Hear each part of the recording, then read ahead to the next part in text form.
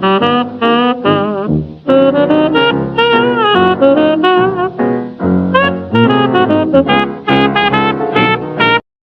tiga. Assalamualaikum warahmatullahi wabarakatuh. Perkenalkan, kami dari kelompok geografi, yaitu kelompok 5, bertemakan kualitatif. Saya Khairus Fadil. Saya Safa Desti Amalia. Saya Rafsirata Payar. Saya Nela Zaratu Syifa. Saya Andini Setiawan. Saya Ahmad Gali Permana. Saya Muhammad Fadil Bari. Saya Satria Pertama Kurniawan. Selamat menyaksikan. Yang pertama adalah pendekatan kualitatif. Pendekatan ini adalah metode yang dilakukan untuk memahami suatu fenomena secara lebih mendalam. Pendekatan ini menggunakan 3 metode, yaitu metode wawancara, observasi, dan juga metode dokumentasi. Pendekatan ini dilakukan dengan fokus kepada pengalaman masyarakat dan juga pengamatan pada lingkungan sekitar. Pendekatan ini digunakan untuk menjawab 2 permasalahan, yaitu mengapa dan bagaimana. Pendekatan ini ada 3 jenis. Yang pertama ada studi kasus. Pendekatan ini dilakukan untuk memahami fenomena secara lengkap. Pendekatan ini dilakukan dengan wawancara ataupun dengan studi lapangan. Yang kedua ada fenomenologi.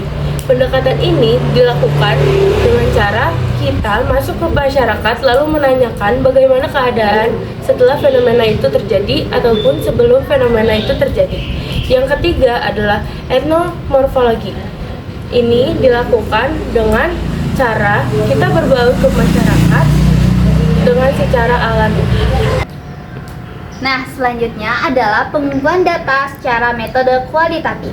Pengumpulan data pada metode penelitian kualitatif itu mencakup wawancara, observasi, penelitian dokumen, dan group discussion. Tujuannya adalah untuk lebih memahami perspektif, pengalaman, serta makna non-numerik dari subjek yang akan diteliti, memungkinkan analisis secara subjektif dan tematik.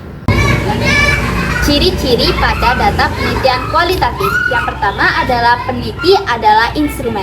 Peneliti merupakan senjata utama dalam mengumpulkan dan menggali informasi di lapangan. Yang kedua adalah data bersifat subjektif. Data yang dikelola dan disajikan bersifat sudut pandang, asumsi, dan interpretasi peneliti. Yang ketiga adalah fokus pada proses. Proses pengumpulan data bersifat dengan waktu yang sangat lama dikarenakan penelitian membutuhkan informasi untuk terus berkembang. Yang keempat adalah data bersifat deskriptif. Data disajikan dalam bentuk narasi, tidak dengan angka ataupun tabel. Instrumen penelitian geografi kualitatif adalah alat bantu yang digunakan untuk mengumpulkan data deskriptif mendalam seperti narasi, opini, atau pengalaman terkait fenomena spasial dan interaksi manusia dengan lingkungannya. Karena fokus pada pemahaman kontekstual, instrumen utamanya seringkali adalah peneliti itu sendiri yang melakukan observasi langsung dan interaksi. Contoh instrumen lain adalah wawancara, studi dokumentasi, observasi, dan diskusi kelompok terfokus. Baik, selanjutnya adalah data kualitatif. Data kualitatif adalah data yang bersifat deskriptif, tidak terukur secara numerik, dan digunakan untuk menjelaskan karakteristik, kualitas, atau makna suatu fenomena. Contohnya ialah data kualitatif adalah data deskriptif, data hasil wawancara, data hasil observasi, dan data komentar subjektif dari responden tentang pengalaman mereka.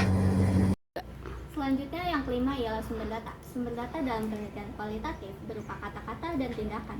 Dalam penelitian ini, sumber data dibagi menjadi 2, sumber data primer dan sumber data sekunder. Sumber data primer ialah data yang dikumpulkan oleh penulis dari sumber pertamanya. Sumber ini dapat berupa wawancara, observasi langsung, atau kelompok fokus yang didapatkan dari individu-individu yang memiliki pengetahuan mengenai topik yang diteliti. Selanjutnya, ada sumber data sekunder. Sumber data sekunder ialah data yang diperoleh dari pihak ketiga, bukan dari penelitian langsung. Dan sering juga digunakan untuk mendukung temuan dari data primer. Sumber ini meliputi arsip, studi literatur seperti buku, jurnal, dan artikel, atau publikasikan pemerintah atau lembaga. Selanjutnya, ada sudut pandang teori dari data kualitatif. Sudut pandang teori dalam data kualitatif adalah cara atau kacamata tertentu yang digunakan oleh peneliti untuk memahami, menafsirkan, dan menjelaskan data berupa kata-kata, pengalaman, atau juga pendapat, dan juga cerita dari masyarakat. Untuk contoh kasusnya, kita mengambil dari banjirop. Dan pertama, ada teori keruangan. Contoh dari teori keruangan adalah dari wawancara, warga terlihat bahwa daerah yang paling dekat pantai dan berada di dataran rendah lebih rawan terkena banjir. Untuk selanjutnya ada teori ekologi.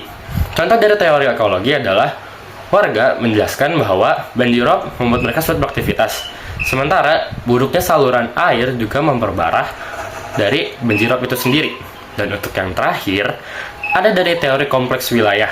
Contohnya, cerita warga menunjukkan bahwa banjirop tidak hanya merendam rumah, tapi juga menurunkan pendapatan, mengganggu sekolah, dan mempengaruhi kesehatan. Selanjutnya ada tujuan kualitatif dalam geografis. Yang pertama itu memahami konsep geografis secara mendalam berdasarkan pengalaman dan sudut pandang masyarakat setempat. Yang kedua itu ada mendeskripsikan kondisi fisik dan sosial suatu wilayah secara nyata, termasuk lingkungan, aktivitas penduduk, dan pola permukiman. Yang ketiga ada mengungkap alasan, makna, dan cara bagaimana masyarakat itu menghadapi kondisi geografis tersebut. Yang keempat ada mencari pola interaksi, kebiasaan, dan bentuk adaptasi seorang masyarakat di lingkungannya. Yang kelima, menjelaskan proses terjadinya perubahan lingkungan ataupun sosial di suatu daerah melalui informasi dari masyarakat. Yang terakhir, ada rancangan penelitian kualitatif. Rancangan penelitian kualitatif adalah rencana atau strategi yang digunakan peneliti untuk mengumpulkan, menganalisa, dan memahami data secara mendalam tentang suatu fenomena. Contoh rancangan dalam penelitian kualitatif yang pertama studi kasus. Dia itu meneliti satu kasus secara mendalam, misalnya perilaku belajar satu kelas. Yang kedua ada etnografi, mempelajari budaya atau kelompok tertentu, misalnya budaya kerja komunitas nelayan. Yang ketiga ada fenomenologi, itu menggali pengalaman hidup individu, misalnya pengalaman pasien setelah operasi besar. Habis itu yang keempat ada ground theory, dia tuh kayak membuat teori dari data lapangan, misalnya merumuskan pola stres kerja. Habis itu yang terakhir ada naratif, itu menceritakan pengalaman hidup seseorang, misalnya itu perjalanan hidup penyintas bencana.